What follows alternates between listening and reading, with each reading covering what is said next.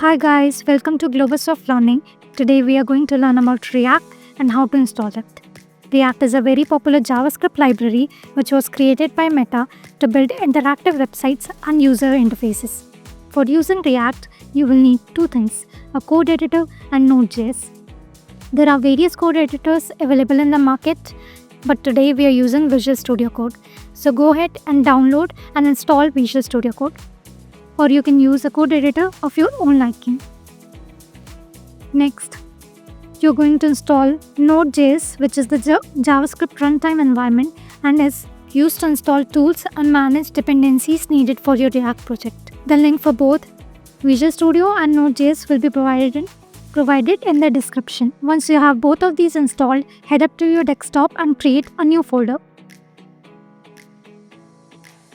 Open this folder in your code editor.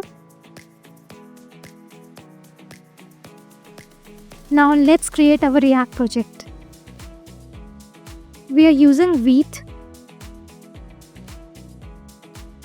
Now let's create our React project. We are using Vite, which is the development server that lets you create and build React apps.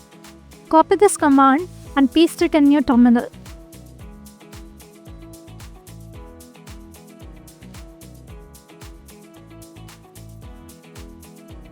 Now you're going to name your project and choose React as the framework. Next, you're going to choose JavaScript.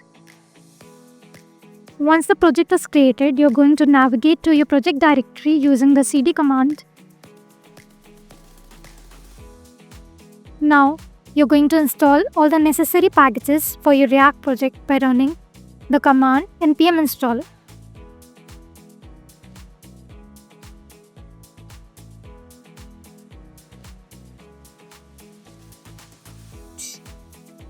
As you can see, the folder structure of a React project. The src folder is the folder where you will be creating your components needed for your React project.